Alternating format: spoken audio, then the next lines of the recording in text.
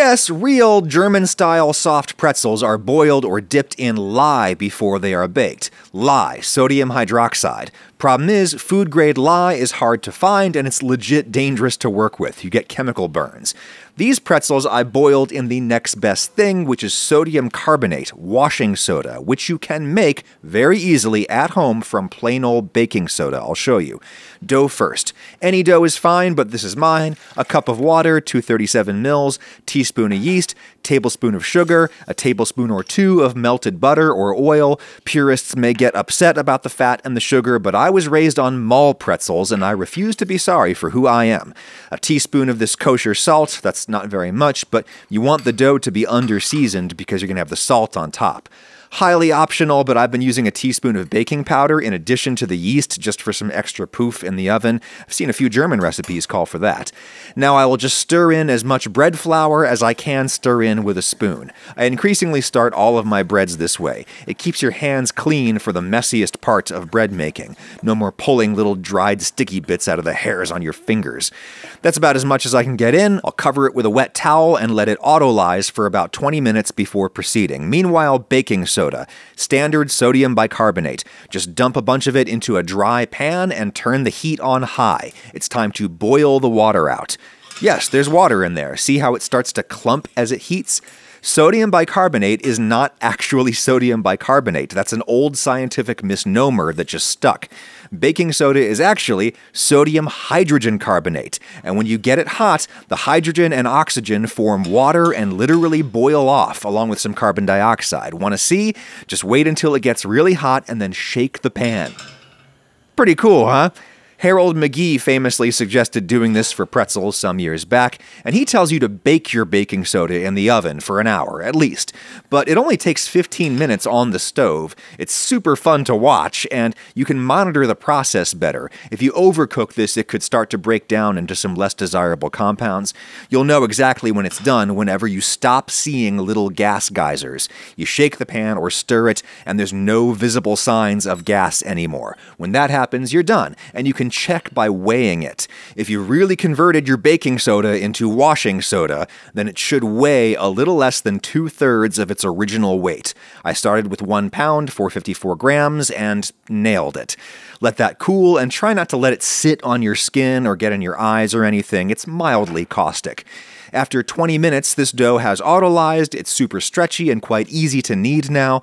I'll just knead in some more flour. Pretzel dough is generally on the dry side. The dough should be a little tacky, but not super sticky. That's probably a little too sticky, a little more flour. There we go, just barely sticky. I'll cover that up and let it rise until it's soft and fluffy as my mattress from Helix Sleep, sponsor of this video. I've been sleeping on my Helix Dusk for well over a year now. It's the kind of bed you just want to leap into at the end of the day. And what's crazy is that it shipped to my house in a box, a king-size mattress in a box. Helix Sleep makes premium mattresses and bedding that are customized to fit your needs, and they're shipped right to your door, free in the US, under vacuum. That's a real spring and foam mattress. You just break the vacuum seal and it puffs up faster than a pretzel in the oven. You hit my link in the description and take their sleep quiz. Tell them your general size and shape, tell them if you're a side sleeper, stomach, whatever, and what level of firmness you like. They select the right mattress for your body, and they have all kinds of great accessories like the cooling cover. It literally keeps our bed cooler during the summer, which is great. Your mattress comes with a 10-year warranty, financing and payment plans available, and if you don't like it, just say so within 100 nights. They'll come and get it. But I think you're going to love it. I love mine. Click my link in the description, helixsleep.com/Ragusia, for up to $200 off your Helix Sleep mattress plus 2 free pillows. helixsleep.com/Ragusia. Thank you, Helix. Anyway, risen dough comes out, and I will cut it into quarters. I'm making 4 large pretzels today, and I'm borrowing a trick from French baguette technique. No idea if Germans do this with pretzels, but flatten the quarter out into a triangle, grab the point of the triangle, and roll inward to give you a little loaf with tapered ends. When it comes time to actually shape the pretzels, we'll be halfway there already.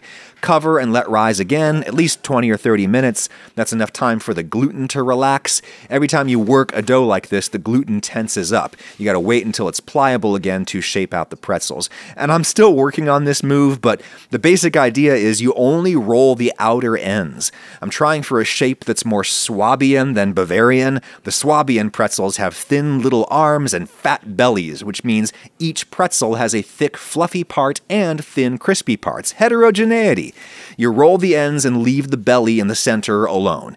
Get the rope a lot longer than you think you want it because it's going to snap back. Plus, the whole thing is going to puff up a lot, so the negative spaces are going to fill in. Make a U, twist the ends, fold them over, done. Now I'll let those proof for another half hour, after which time they'll be nice and puffy.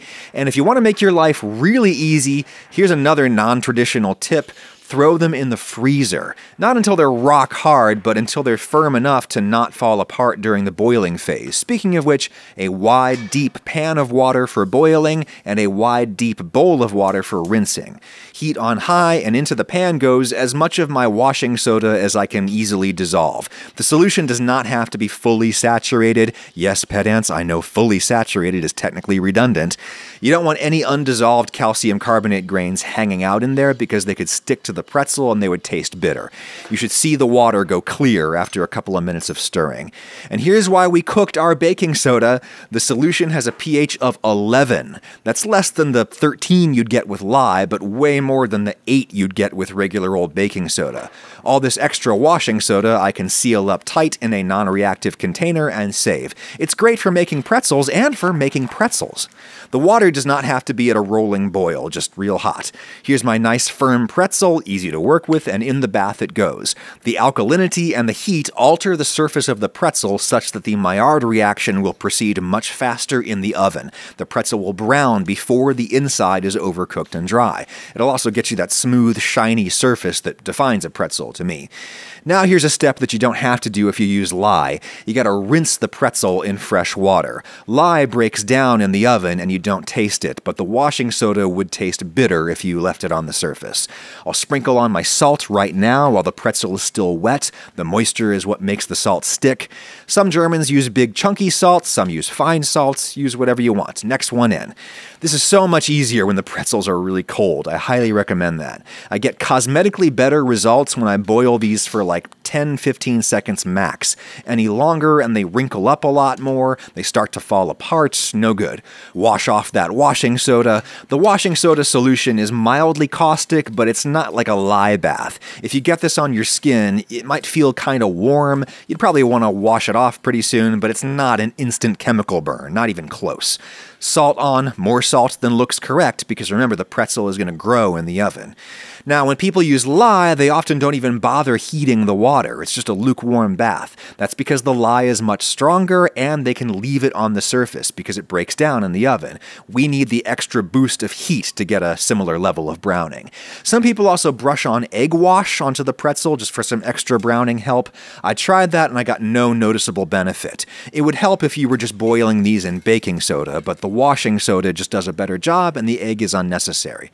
Last step is another Swabian trick: slash the belly. Score the fat belly of the pretzel so it's free to puff up more in the oven. Its growth won't be restricted by tight outer skin. Into a fully preheated oven, 425 Fahrenheit, 220 C at least. You can go higher if you want them even darker and crispier. Here we are like 15 minutes later and they're beautiful. Just pull them whenever they're brown to your liking. No, we don't have the dark mahogany crust you get from lye, but we also don't have chemical burns all over our hands. Here's one final trick. Spray or brush on some water while the pretzels are still really hot. The water will set into a glaze and you'll get a shinier look. You could even do that 1 or 2 times during the baking process for an even more dramatic effect. Alright, I suppose it's a middle ground between a Bavarian and a Swabian pretzel. Inside, it's super fluffy and rich thanks to the butter and sugar. One day we'll make a straight-up mall pretzel video, I promise. If the outer crust is a little too firm for you, just know that they'll soften a bit as they sit around and water from the inside migrates out to the crust, but I sure like them straight out of the oven. Where's my mustard?